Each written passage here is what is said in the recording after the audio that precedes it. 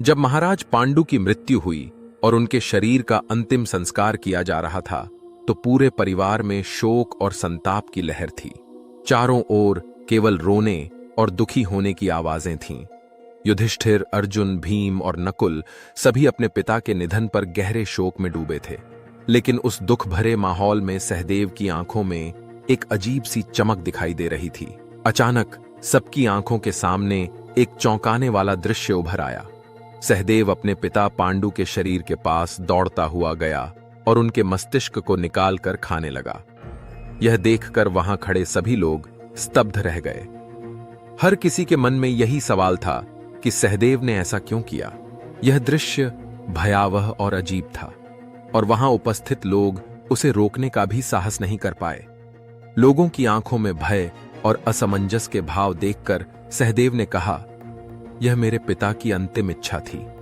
उन्होंने कहा था कि अगर मैं उनके मस्तिष्क का सेवन करूंगा तो मुझे असीमित ज्ञान प्राप्त होगा। उनका आदेश मेरे लिए सर्वोपरि है और यह मेरी आखिरी श्रद्धांजलि है। सहदेव के इन शब्दों ने वहां मौजूद सभी को और भी अधिक हैरान कर दिया, लेकिन साथ ही यह सबको उसकी गहरी निष्ठा और अपने पिता के प्रति उसके आदर का भी आभास हुआ। सहदेव ने पिता के आदेश का पालन करते हुए मस्तिष्क के पहले निवाले का सेवन किया और इस कृत्य के साथ ही उसकी चेतना में गहरा बदलाव आने लगा। जैसे ही उसने पहला निवाला खाया, उसे वेद, उपनिषद और शास्त्रों का गूढ़ ज्ञान मिल गया। सहदेव को समस्त धार्मिक ग्रंथों का सार समझ में आने लगा। उसने धर्म और अधर्म, नीतियों और जीवन के गहरे अर्थ को एक झलक में देख लिया। यह पहला निवाला उसे जीवन के असली अर्थ और महत्व की ओर ले गया था। दूसरा निवाला लेते ही सहदेव के सामने भविष्य का पूरा दृश्य खुलने लगा। उसे महाभारत के युद्ध का प्रत्येक क्षण दिखाई देने लगा। कौन मरेगा, कौन बचेगा, कौन किसे पराजित करेगा, यह सब उसने उसी समय देख लिया। यह ज्ञान सहदेव के लिए एक वरदान था, लेकिन यह ज्ञान उसे भीतर से विचलित कर रहा था, क्योंकि वह अब जान चुका था कि उसका भविष्य क्या होगा। यह सब जानकर सहदेव को अपने इस ज्ञान की गंभीरता का आभास हुआ। तीसरे निवाले के साथ सहदेव को ब्रह्मांड और संसार के रहस्यों का बोध हुआ। उसे यह समझ में आ गया कि हर जीव का उत्थान और पतन कैसे होता है, कर्म भाग्य कैसे चलता है और ब्रह्मांड का संतुलन कैसे बना रहता है। सहदेव अब सिर्फ एक साधारण मनुष्य नहीं रहा, बल्कि वह ब्रह्मांड के गहरे रहस्यों को जान चुका था।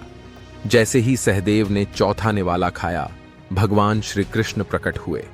श्री कृष्ण ने उसे देखा और बोले, सहदेव, तुम्हारे पास अब असीमित ज्ञान है, लेकिन ध्यान रहे, यदि तुमने इस ज्ञान को किसी के साथ साझा किया तो तुम्हारी मृत्यु निश्चित है। श्री कृष्ण के इन शब्दों ने सहदेव के लिए इस ज्ञान को एक बोझ बना दिया।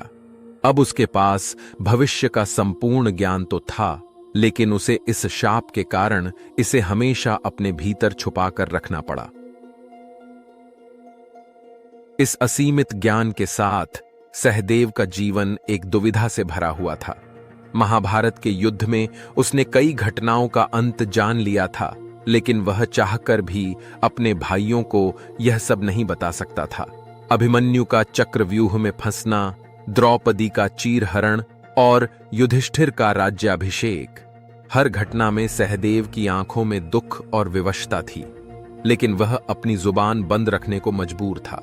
यह कहानी हमें यह सिखाती है कि किसी भी बड़े ज्ञान के साथ बड़ी जिम्मेदारी भी आती है। सहदेव का जीवन इस बात का प्रमाण है कि हर ज्ञान का सही उपयोग और जिम्मेदारी का निर्वहन करना जरूरी है।